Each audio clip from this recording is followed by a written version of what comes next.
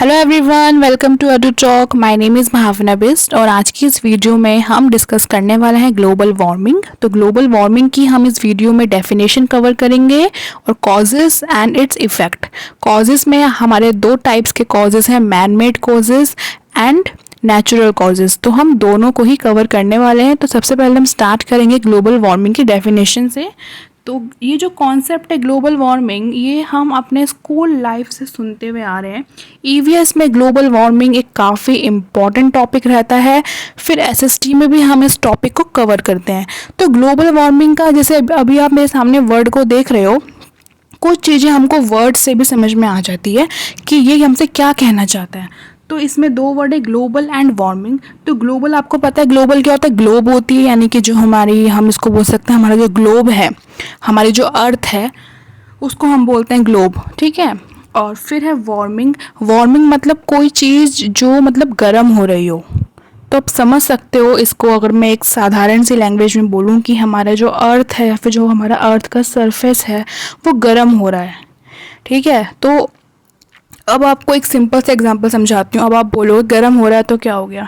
हम जैसे बोलते हैं कि हमारा फ़ोन ना हीट हो रहा है, तो हम उसको थोड़ी देर के लिए यूज़ करना बंद कर देते हैं ताकि उसकी जो हीट है वो हट जाए। तो किसी भी चीज़ का गर्म होना सही नहीं होता है, ये इतना तो आपको पता ही होता है। तो वैसे ही जो हमारी अर्थ है, अर्थ का सरफेस है, जो ग्लोब है, वो भी वार्म हो रहा है। और वो वार्म क्यों हो रहा है? सिंपल सी बात है, हमारा जो अर्थ है वो वार्म कब होगा? जब हमारा जो टेम्परेचर है, जो क्लाइमेट है, वो ज़्यादा होगा। जब ज़्यादा होता है temperature 40 degree Celsius, 50 degree Celsius, तो ऑब्वियस सी बात है कि हमारे अर्थ पे या फिर एटमॉस्फेयर में गर्मी हो जाती है। और जब टेम्परेचर कम होता है, माइनस में होता है या फिर, तो हमारा जो अर्थ है वो काफ़ी ठंडा होता है, काफ़ी कूल होता है। अब वार्मिंग हो रही है तो इट मीन्स कि कहीं ना कहीं हमारा एटमॉस्फेयर का या फिर अर्थ का टेम्परेचर इंक्रीज़ हो रहा है। तो इतना आपको समझ में आ गया होगा कि ग्लोबल वार्मिंग क्या है और क्यों हो रही है। अभी हम उसको भी डिस्कस करेंगे। पहले डेफिनेशन देख लेते हैं हम यहाँ पे, क्या इसकी डेफिनेशन है। Global warming is the phenomena of A gradual increase in the temperature. देखो, ग्लोबल वार्मिंग क्या है कि हमारा जो मतलब टेम्परेचर है अर्थ के सरफेस का, वो कहीं ना कहीं इंक्रीज़ हो रहा है। और अगर वो इंक्रीज़ हो रहा है टेम्परेचर, ठीक है, जो तापमान है, अगर वो हमारा कहीं ना कहीं बढ़ेगा तो उससे हमारी जो अर्थ है, जो हमारा एटमॉस्फेयर, वो कहीं ना कहीं गर्म होगा, ठीक है। This phenomena has been observe over the past 1 or 2 centuries। और ये जो हमारा फिनोमेना है ना, ये कोई ऐसा नहीं है कि शुरू से ही था, ये अभी कुछ सालों में, कुछ सेंचुरीज़ के बीच में ही हो रहा है। वो क्यों हो रहा है? क्योंकि देखो, आपको पता है ग्रीन हाउस गैसेस होती हैं। ग्रीन हाउस गैसेस मतलब जैसे कि हम बात करें, आप लोगों का मीथेन हो गया, कार्बन डाइऑक्साइड हो गया, वाटर वेपर हो गया, क्लोरोफ्लोरोकार्बन हो गया, नाइट्रस ऑक्साइड हो गया, ये सब आपकी ग्रीन हाउस गैसेस होती है। तो ये कहीं ना कहीं हमारे एटमॉस्फेयर में अगर प्रेजेंट है तो हमारा ये ग्लोबल वार्मिंग को लीड कर रही है। और अगर मैं बात करूँ कि ये सारी गैसेस कहाँ से आती है, आपको पता है carbon dioxide, CO2 most important है। जो दो हमारी गैसेस होती हैं, like CO2 and oxygen, most important है। आप सबको पता है कि हम ह्यूमन बींग्स हैं, हम लोग ऑक्सीजन को इनहेल करते हैं और कार्बन डाइऑक्साइड को हम लोग एक्सहेल करते हैं। बट प्लांट्स के जो उनका जो सिस्टम होता है वो अपोजिट होता है। वो लोग कार्बन डाइऑक्साइड को इनहेल करते हैं और ऑक्सीजन को एक्सहेल करते हैं।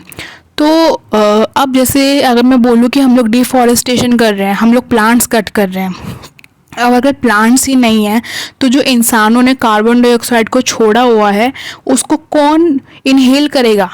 जब प्लांट्स ही नहीं है तो अब उसको इंसान तो इनहेल करेंगे नहीं, क्योंकि जो ह्यूमन बींग्स हैं, जो एनिमल्स हैं, वो लोग क्या करते हैं? वो लोग ऑक्सीजन को इनहेल करते हैं और कार्बन डाइऑक्साइड को वो लोग एक्सहेल करते हैं। तो अगर कोई कार्बन डाइऑक्साइड को इनहेल करने के लिए बचेगा ही नहीं, जो काम प्लांट्स का है, तो कार्बन डाइऑक्साइड हमारे एटमॉस्फेयर में प्रेजेंट रहेगी। और अगर वो प्रेजेंट रहेगी तो इससे फिर हमारा ग्लोबल वार्मिंग होगा, क्योंकि CO2 क्या है? It's a kind of greenhouse gas which causes global warming. इतना आपको समझ में आ गया होगा। सिंपल डेफिनेशन है, आप ये लिखोगे, an increase in the earth average atmospheric temperature. Earth का जो एक एवरेज एटमॉस्फेरिक टेम्परेचर है वो इंक्रीज़ हो रहा है, और कोई चीज़ अगर अपने एवरेज से इंक्रीज़ होती है फिर डिक्रीज़ होती है तो उसके साइड इफ़ेक्ट्स ज़रूर होते हैं। तो यहाँ पे अभी हमारा जो अर्थ का एवरेज एटमॉस्फेरिक टेम्परेचर है, आप लोग मुझे कमेंट में बताओगे कि अर्थ का जो एवरेज एटमॉस्फेरिक टेम्परेचर है वो कितना है। अच्छे से लिखना है प्रॉपर, ठीक है। आप कमेंट में बताना इसका, फिर जिसका सही होगा मैं उसको रिप्लाई करूँगी। तो जो हमारा अर्थ का एवरेज एटमॉस्फेरिक टेम्परेचर है वो कहीं ना कहीं इंक्रीज़ हो रहा है due to all this greenhouse gases effects, और कहीं ना कहीं हमारा जो ग्लोब है वो वार्म हो रहा है। तो वो हमारे ग्लोबल वार्मिंग का जो कंसेप्ट है वो डेवलप हो रहा है खुद ही। और उसके चलते ग्लोबल वार्मिंग से क्या होता है, अगर मानो ग्लोबल वार्मिंग होगी तो हमारा जो क्लाइमेट होगा ना वो चेंज होगा। क्लाइमेट में मतलब कोई भी बहुत सारे, या तो बहुत ज़्यादा बारिश आ रही है या फिर बहुत ज़्यादा गर्मी पड़ रही है। अभी हम अगर मैं इस ईयर का एग्जांपल लूँ, हमने देखा था कि पिछले जो अभी नवंबर दिसंबर गया है उसमें जो ठंड थी, कितनी ज़्यादा ठंड हुई है। और उसके बाद फिर हमारा समर का सीज़न आया, लाइक मार्च अप्रैल मई जून मेनली, उसमें कितनी ज़्यादा गर्मी है। इनफैक्ट इंडिया की बात कर रही हूँ मैं, उत्तराखंड जो एक हमारा हिल स्टेशन है जहाँ हमारे माउंटेन्स हैं, जो ठंडा इलाका होता है, उत्तराखंड हिमाचल में भी इस बार इतनी गर्मी हुई है। तो ये सब चीज़ें क्या हैं, this is all because of global warming. Global warming अगर होगा तो कहीं ना कहीं ये सब चीज़ें होंगी। अभी मानसून का सीज़न है, मानसून मतलब बहुत ज़्यादा आ रहा है, इतना आ रहा है कि फ्लड हो जा रही है, मतलब हर चीज़ काफ़ी एक्सेसिव हो रहा है। तो ऑल मतलब जो ये सब चीज़ें हैं ये क्यों हो रही है, ड्यू टू ग्लोबल वार्मिंग। तो ग्लोबल वार्मिंग का मेन इफेक्ट जो पड़ता है वो क्लाइमेट पर पड़ता है, ये इसको आपको याद रखना है। Global warming is the gradual rise in the earth temperature, ये तो हम पढ़ चुके हैं कि अर्थ के जो उसका टेम्परेचर है उसमें जो राइज हो रहा है, जो इंक्रीज़ हो रहा है, उसको ही हम ग्लोबल वार्मिंग बोलते हैं। Caused by the high level of carbon dioxide and other gases in the atmosphere. मैंने आपको बताया था CO2 और जो हमारी ग्रीन हाउसेज गैसेस हैं उनकी वजह से ये सब चीज़ें हो रही हैं। अब देखो, अगर एक हमारी ग्रीन हाउस गैस है क्लोरोफ्लोरोकार्बन, अब वो हमारे जो ACs होते हैं घर में, एयर कंडीशनर होते हैं, रेफ्रिजरेटर होते हैं यानी कि फ्रिज होता है, उसमें से ना ये वाली गैसेस रिलीज़ होती है। अब सब लोग AC चला रहे हैं, अब आपको पता है नॉर्मली हर घर में AC होता है नॉर्मली, है ना। तो अब AC हम लोग यूज़ कर रहे हैं, क्योंकि AC हम क्यों यूज़ कर रहे हैं, क्योंकि गर्मी हो चुकी है। अब गर्मी में इंसान को AC चाहिए। अब गर्मी ज़्यादा क्यों हो रही है, बिकॉज ऑफ ग्लोबल वार्मिंग। तो गर्मी ज़्यादा हो रही है, फिर लोग AC भी यूज़ करेंगे ही, मजबूरी है, AC यूज़ कर रहे हैं। तो AC से हमारी CFC यानी कि CFC यानी कि क्लोरोफ्लोरोकार्बन जो गैस है वो रिलीज़ हो रही है, और ये वाली गैस हमारे एटमॉस्फेयर के लिए, अर्थ के लिए बिल्कुल भी अच्छी नहीं है। कुल मिला के क्या हो रहा है, ये हमारा ग्लोबल वार्मिंग पे ही इफेक्ट हो रहा है। ओके, सो ये सब चीज़ें हैं। और CO2 को मैंने आपको बताया था कि प्लांट्स कम हो रहे हैं, और CO2 को उसको मैं बोलूँ, अगर उसको जो यूज़ होता है, उसको जो इनहेल करते हैं वो प्लांट्स करते हैं, ट्रीज़ करते हैं। अगर हमारे वहाँ ट्रीज़ ही नहीं है, लोग पेड़ कट कर देते हैं फालतू में, तो फिर कार्बन डाइऑक्साइड हमारे एटमॉस्फेयर में ही मौजूद रह जाएगी, और ये गैसेस काफ़ी हार्मफुल है। तो इससे हमारा ग्लोबल वार्मिंग और बढ़ता रहेगा। तो ये था हमारे ग्लोबल वार्मिंग की डेफिनेशन। अब इसके बाद हम अंडरस्टैंड करेंगे इसके कॉजेज़ मतलब कि ग्लोबल वार्मिंग के क्या कॉजेज़ हैं, क्या रीजंस हैं, कौन कौन सी ऐसी चीज़ें हैं, कौन कौन से ऐसे फैक्टर्स हैं जो रिस्पॉन्सिबल है ग्लोबल वार्मिंग के लिए। So there are several causes of global warming which have a negative effect on humans, plants and animals. Obviously बात है, ग्लोबल वार्मिंग के सारे नेगेटिव इफेक्ट्स हैं, कोई भी इसका पॉजिटिव इम्पैक्ट नहीं है ह्यूमन लाइफ पे, as well as plants and animals. These causes may be natural or might be the outcome of human activities. So ये causes हमारे man made भी हैं, जो इंसानों ने अपने क्रिएट करे हैं, लाइक एग्रीकल्चर से भी कुछ अभी हम पढ़ेंगे आगे। मैन मेड में क्या होता है, यूज़ ऑफ व्हीकल हो गया, इंडस्ट्रियल रिवोल्यूशन हो गया। तो ये सब चीज़ें हमारे इंसानों ने ही डेवलप करी है हमारे डेवलपमेंट के लिए, बट कहीं ना कहीं वो डेवलपमेंट के चक्कर में हमारा जो नेचर है, जो इन्वायरमेंट है, वो एक्सप्लॉइट हो रहा है। ठीक है, अब क्या कर सकते हैं हम लोग, डेवलपमेंट भी ज़रूरी है। अब डेवलपमेंट भी ज़रूरी है, उसके साथ साथ अगर नेचर एक्सप्लॉइट हो रहा है तो फिर अब उसमें भी बहुत दिक्कत है। It is very important to understand the negative impacts of global warming. तो हम यहाँ डिस्कस करेंगे कि कौन कौन से कॉजेज़ हैं। Firstly we will discuss about man made causes and then we will discuss natural causes. तो यहाँ पे हमारा जो फर्स्ट है मैन मेड कॉजेज़ के अंदर, इट इज़ डिफॉरेस्टेशन, जो मैं आपको कब से बोल रही हूँ। डिफॉरेस्टेशन क्या होता है कि हम लोग जब प्लांट्स को, ट्रीज़ को कट कर देते हैं, लोग जंगल काट देते हैं, तो उसको बोलते हैं डिफॉरेस्टेशन। ओके, अब ये मैन मेड कॉज है बिकॉज जो प्लांट्स हैं, जो डिफॉरेस्टेशन है, वो एक ऐसी एक्टिविटी है जिसको ह्यूमन बीइंग करता है। Plants are the main source of oxygen, क्योंकि प्लांट से ही ऑक्सीजन, जो प्लांट्स होते हैं, ट्रीज होती है, वो ऑक्सीजन को एक्सेल करती है, तो उनकी वजह से ही हमारे इन्वायरमेंट में ऑक्सीजन प्रेजेंट रहती है और ह्यूमन बीइंग ऑक्सीजन को इनहेल करते हैं। They take in carbon dioxide, वो कार्बन डाइऑक्साइड को इन लेते हैं और एंड रिलीज ऑक्सीजन, और ऑक्सीजन को रिलीज़ कर देते हैं, thereby maintaining environmental balance. अब इससे क्या होता है ना, इंसान ले रहे हैं ऑक्सीजन, प्लांट्स ले रहे हैं कार्बन डाइऑक्साइड, तो इससे जो हमारा इन्वायरमेंट है वो बैलेंस रहता है। Forest are being depleted for many domestic and commercial purposes. आपको पता है जो फॉरेस्ट है उसको लोग बहुत ज़्यादा एक्सप्लॉइट कर रहे हैं, और वो होता भी क्यों है, क्योंकि उनको अपने डोमेस्टिक और कमर्शियल पर्पस के लिए। अगर मैं कमर्शियल की बात करूं तो कुछ, अगर कमर्शियल में ये हो गया कि जो ट्रीज़ होती हैं, उनकी लकड़ी जो होती हैं, वो मतलब फर्नीचर में बनाने में काम आती है, और भी काफ़ी सारे यूजेस होते हैं, पेपर बनते हैं, ये सब चीज़ें ना।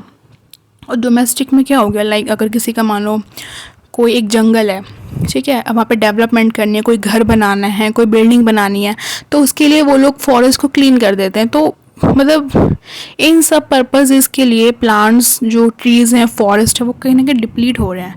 This has led to an environmental imbalance, और इस चीज़ की वजह से ही इन्वायरमेंट इम्बैलेंस हो रहा है, thereby giving rise to global warming. और ये भी एक one of the major cause है, किसके लिए, ग्लोबल वार्मिंग के लिए।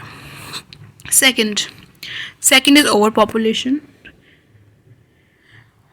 ओवर पॉपुलेशन मतलब कि ज़्यादा जनसंख्या होना। ये तो अगर मैं इंडिया की बात करूँ तो ओवर पॉपुलेशन इंडिया में सबसे बड़ा फैक्टर है, जो हर चीज़ में दिक्कत पैदा कर रहा है। आप कहीं भी जॉब के लिए जाओ, वहाँ भी सबसे बड़ा फैक्टर है ओवर पॉपुलेशन। सीट होती हैं जॉब के लिए सिर्फ 10, अप्लाई करने वाले होते हैं हज़ारों में, तो मतलब काफ़ी ज़्यादा कॉम्पिटिशन है due to overpopulation. And increase in population means more people breathing. अब अगर ज़्यादा लोग होंगे तो इसका मतलब ज़्यादा लोग सांस लेंगे, और ज़्यादा लोग सांस लेंगे तो ज़्यादा लोग को ऑक्सीजन चाहिए होगी।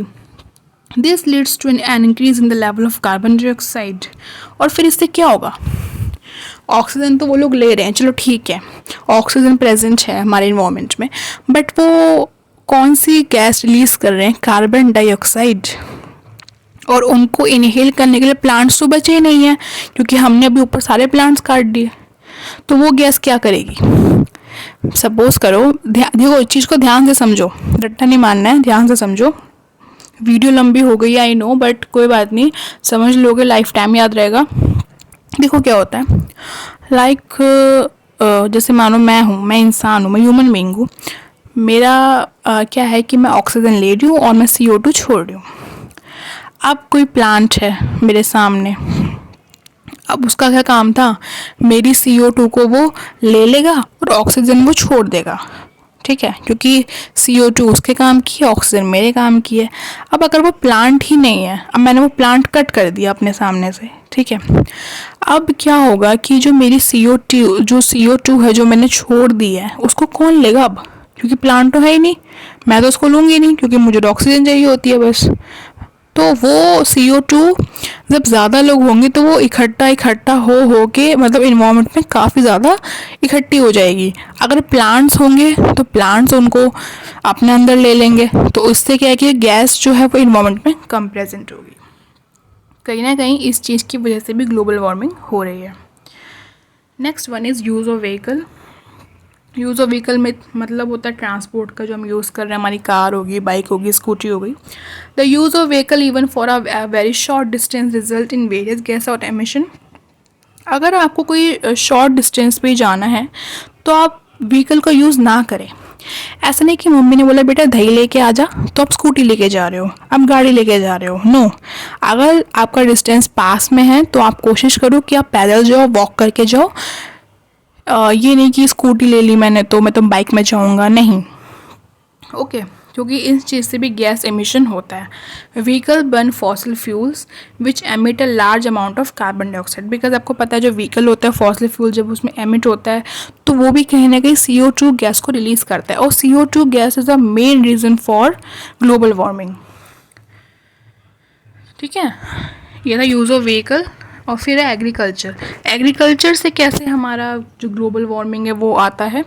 Various farming activities produce carbon dioxide and methane gases. बहुत सारी ऐसी फार्मिंग एक्टिविटीज़ होती हैं जो CO2 एंड मीथेन गैस को रिलीज़ करती है, और ये दोनों ही गैसेस ग्रीन हाउस गैसेस में काउंट होती है, जो कि ग्लोबल वार्मिंग के लिए बिल्कुल भी अच्छी नहीं है और जो ग्लोबल वार्मिंग को लीड कर रही हैं। This add to the greenhouse gases in the atmospheric and increase the temperature of the earth. बस एक्टिविटी करी, मीथेन गैस बहुत ज़्यादा रिलीज़ होगी, CO2 रिलीज़ होगी, और क्या हुआ, अर्थ का टेम्परेचर इंक्रीज़ हो गया। Next is chlorofluorocarbon, CFCs। Again this is also a green house gas. With the excessive use of air conditioner, AC जो हम यूज़ करते हैं, एंड रेफ्रिजरेटर्स यानी कि fridge, humans have been adding CFCs into the environment which affect the atmospheric ozone layer. The ozone layer protects the earth. देखो आपको पता जो हमारी अर्थ है उसके वहाँ पे एक ओजोन लेयर है जो प्रोटेक्ट करती है UV रेज को, यानी कि अल्ट्रावायलेट रेज जो आती है सन से, उसको वो प्रोटेक्ट करती है।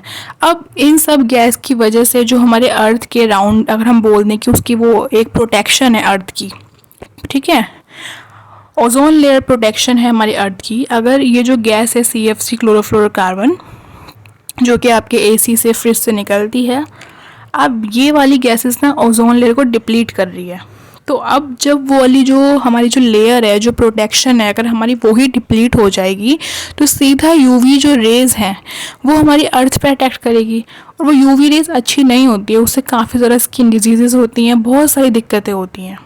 ओके, सो ये सब चीज़ें भी देखनी है। और जो क्लोरोफ्लोरोकार्बन है वो गैस है, AC से निकलती है और रेफ्रिजरेटर से निकलती है, याद रखना, और वो कहीं ना कहीं ओजोन लेयर को डिप्लीट कर रही है। ओजोन लेयर को डिप्लीट कर देगी तो फिर हमारा जो अर्थ है उस पर सीधा UV रेज आएंगी, तो वो भी कहीं ना कहीं ग्लोबल वार्मिंग को इंक्रीज़ करेगा। ठीक है, फिर है इंडस्ट्रियल डेवलपमेंट। सो इंडस्ट्रियल डेवलपमेंट में लाइक आपको पता है कि फैक्ट्रीज़ वगैरह, इंडस्ट्रियल रेवोल्यूशन जो आया था जिसमें फिर उसके बाद फैक्ट्रीज़ का इन्वेंशन हुआ। पहले सारा काम लोग हाथों से ही करते थे, लेकिन उसके बाद फैक्ट्रीज आई, इंडस्ट्रीज़ आई, तो ये सब चीज़ें भी आई। With the advent of industrialisation the temperature of the earth has been increasing rapidly. इसकी वजह से भी हमारा अर्थ का टेम्परेचर है वो काफ़ी ज़्यादा इंक्रीज़ हो रहा है। The harmful emission from the factories, आपको पता है कि जो फैक्ट्रीज़ होती हैं वो चिमनीज़ लगी होती है, उसमें हार्मफुल एमिशन निकलता है, कौन सा केमिकल निकल रहा है, कौन सी गैस निकल रही है, तो वो भी कहीं ना कहीं हमारे टेम्परेचर को इंक्रीज़ करता है। और अगर टेम्परेचर में इंक्रीज़ हो रहा है तो इट मीन्स ग्लोबल वार्मिंग हो रही है। In 2013, the Intergovernmental Panel for Climate Change reported that the increase in the global temperature between 1880 and 2012 has been 0.9 degrees Celsius. तो ये रिपोर्ट है, आप देख सकते हो कितना डिग्री हमारा जो है वो इंक्रीज़ हो रहा है बिकॉज ऑफ इंडस्ट्रियल डेवलपमेंट।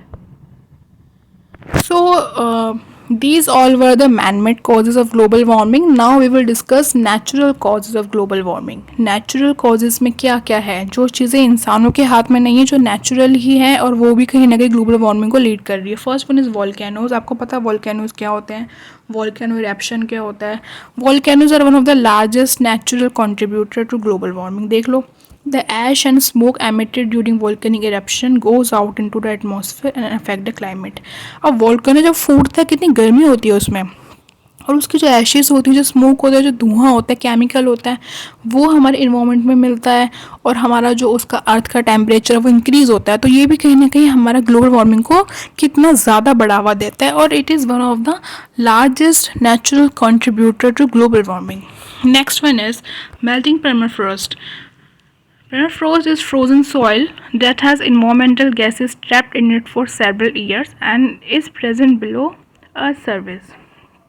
तो एक फ्रोज़न सॉइल होती है, इसके पास भी गैसेस होती हैं जो काफ़ी साल से उसने अपने अंदर रखी होती है, और ये अर्थ के सरफेस के नीचे प्रेजेंट होती है, और जो हमारी ग्लेशियर्स होते हैं ये उनके अंदर प्रेजेंट होती है। Has the permafrost melt, but अब आपको पता है ग्लेशियर्स क्या होते हैं, ठंडे ठंडे पहाड़ होते हैं, अगर जब वो मेल्ट हो रहे हैं, मेल्ट वो क्यों हो रहा है, कोई भी चीज़ मेल्ट कब होती है, चॉकलेट मेल्ट कब होती है, तभी होती है जब गर्मी हो।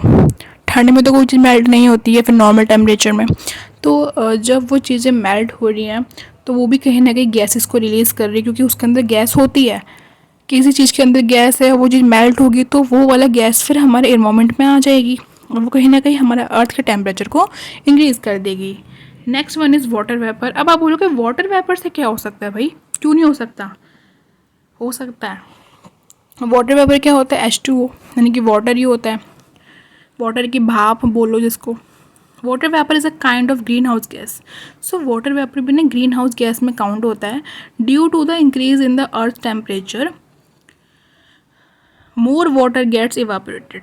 अब देखो गर्मी होगी, टेम्परेचर इंक्रीज होगा तो ज़्यादा से ज़्यादा पानी इवेपोरेट होगा, भाप बन के ऊपर को उड़ेगा, ठीक है, और एटमॉस्फेयर में रहेगा, तो फिर इससे ग्लोबल वार्मिंग होगी।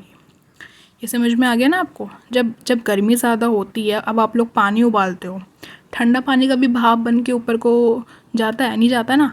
जब हम वाटर को बॉईल करते हैं तो उसका वाइपराइजेशन होता है, यानी कि भाप बनती है उसमें, तो वो कहीं ना कहीं सब चीज़ें गर्मी की वजह से ही हो रही है। और ये सब चीज़ें हमारे अर्थ है जो उसका टेम्परेचर को इंक्रीज़ कर रही है और ग्लोबल वार्मिंग में सपोर्ट कर रही है। इफ़ेक्ट्स देख लेते हैं अब। इफ़ेक्ट्स को हम लोग शॉर्ट में पढ़ेंगे बहुत ज़्यादा, क्योंकि सिंपल सी हेडिंग है, अब आप उसको रीड भी कर सकते हो, आपको समझ में आ ही रहा होगा। बाकी मैंने पूरे नोट्स इसलिए बनाए बिकॉज आपको आंसर लिखने में दिक्कत ना हो। इफ़ेक्ट्स ऑफ ग्लोबल वार्मिंग, तो ग्लोबल वार्मिंग के क्या क्या इफ़ेक्ट्स हैं। सो ऑब्वियस सी बात है कि कोई भी पॉजिटिव इफेक्ट तो है नहीं, सारे के सारे नेगेटिव इफेक्ट्स ही हैं। First one is rise in temperature. तो शुरू से पढ़ रहे हैं हम, टेम्परेचर में राइज़ हो रहा है, बहुत ज़्यादा गर्मी हो रही है कुछ सालों से, आप लोग देख रहे हो, पहले इतना नहीं होता था। अभी भी हमारा इस ईयर मई जून में जो टेम्परेचर था वो 50 क्रॉस करने वाला था। पहले टेम्परेचर 40 क्रॉस करता था तो वो भी काफ़ी बड़ी बात होती थी, बट अब 50 क्रॉस कर रहा है, क्योंकि अब क्या करें, गर्मी इतनी हो चुकी है, ग्लोबल वार्मिंग हो चुकी है, तो टेम्परेचर कहीं ना कहीं राइज हो रहा है। Threat to the ecosystem. Global warming has affected the coral reefs that can lead to a loss of plant and animals' lives. Increase in global temperature has made the fragility of coral reefs even worse. So जो हमारा क्या बोलते हैं इसको, coral reefs क्या होते हैं मैं आपको बताती हूँ। सो कोरल रीफ्स जो है वो मतलब हमारा जो वाटर बॉडीज़ होती हैं, यानी कि जो फिश हो गया, मराइन लाइफ हो गया, उन लोगों का जो वाटर के अंदर का ओशन में जो वो लोग रहते हैं, फ़िश होती है हमारी मेनली, टर्टल हो गए, या फिर जो भी वाटर बॉडीज़ ऐसी हैं, मतलब जो चीज़ें हैं जो वाटर बॉडीज़ के अंदर रहती हैं, ओके, उन सबको जो इकोसिस्टम है उस पर बहुत ज़्यादा इफ़ेक्ट हो रहा है। इकोसिस्टम में ये सब चीज़ें आती हैं, plants, animals, human being, okay. फिर क्लाइमेट चेंज है। ग्लोबल वार्मिंग से क्लाइमेट चेंज एंड टेम्परेचर में राइज बहुत ज़्यादा आ रहा है। Global warming has led to change in climatic condition. There are droughts, और ड्रॉट्स यानी कि सूखा पड़ जा रहा है, फ्लड्स आ जा रही है कई जगह पे, और this climatic imbalance is a result of global warming. मतलब कहीं तो सूखा पड़ गया है और कहीं पे बहुत ज़्यादा बाढ़ आ गई है, तो ये सब क्या है, ये इम्बैलेंस ही तो है। This is due to global warming only. Loss of natural habitat. A global shift in the climatic leads to loss of habitats of several plants. और देखो जो नेचुरल हैबिटेट्स से कई चीज़ें तो मतलब विलुप्त हो चुकी हैं। लाइक पहले जो हमारे स्पैरोज थी, अब स्पैरो यानी कि गौरैया जो होती है चिड़िया, काफ़ी कम देखने को मिलती है वो इंडिया में। और ऐसे बहुत सारे प्लांट्स भी हैं जो हमको नहीं पता, वो कहीं ना कहीं जो हमारा हैबिटेट है, नेचुरल हैबिटेट, वो मतलब काफ़ी लॉस हो रहा है उस चीज़ का। The animals need to migrate from their natural habitat and many of them even become extinct. क्योंकि जो एनिमल्स हैं उनके लिए अब टेम्परेचर राइज हो जाएगा, वो लोग नहीं रह पाएंगे। कई एनिमल्स, कई प्लांट्स को क्या होता है कि एक नॉर्मल टेम्परेचर चाहिए होता है। अब हम लोग सुनते हैं कि फॉरेन के बर्ड्स हैं, विदेशी पक्षी हैं, तो फॉरेन का क्लाइमेट अलग है इंडिया से। अब वो पक्षी जब इंडिया में आते हैं तो वो मर जाते हैं, क्योंकि उनको यहाँ पर रहने की आदत नहीं होती है। उनका जो क्लाइमेट होता है, जो बॉडी होती है, वो वैसा ही टेम्परेचर चाहती है, अब वो यहाँ के टेम्परेचर में नहीं रह सकते हैं। सो इसी चक्कर में जो बहुत ज़्यादा गर्मी हो रही है, जो क्लाइमेट इम्बैलेंस है, कहीं बहुत सारे प्लांट्स एंड एनिमल्स एक्सटिंक्ट हो चुके हैं। Spread of disease. तो डिजीज़ भी काफ़ी ज़्यादा फैलती है। Global warming leads to a change in the patterns of heat and humidity. This has led to movement of mosquitoes and that carry and spread diseases. तो मॉस्किटोज वगैरह आते हैं गर्मी में, तो ये भी कहीं ना कहीं डिसीजेस लेके आते हैं। High mortality rate due to an increase in floods, tsunamis and other natural calamities, the average death toll usually increases. अब इसकी वजह से देखो बाढ़ आ रही, सुनामी आ रही है, तो डेथ का रेट है वो भी इंक्रीज हो रहा है। Also such events can bring spread of diseases that can hamper human life. Human life पे बहुत ज़्यादा इफेक्ट पड़ रहा है। तो ये थे ग्लोबल वार्मिंग के कॉजेज़। हमने क्या क्या डिस्कस करा, डेफिनेशन डिस्कस कर ली, ग्लोबल वार्मिंग के कॉजेज़ कर लिए, मैन मेड एंड नेचुरल, फिर हमने इफ़ेक्ट्स को डिस्कस कर लिया है। आई होप आपको ग्लोबल वार्मिंग का टॉपिक समझ में आ गया होगा। अगर कोई भी डाउट है तो आप मेरे से पूछ लेना, और वीडियो को लाइक करिए, चैनल को सब्सक्राइब करिए। आपको कोई भी प्रॉब्लम है आप मेरे से इंस्टाग्राम पे बात कर सकते हैं, आईडी का लिंक डिस्क्रिप्शन बॉक्स में गिवन है। अब हम मिलेंगे अपनी दूसरी वीडियो में, तब तक के लिए टेक केयर, बाय बाय।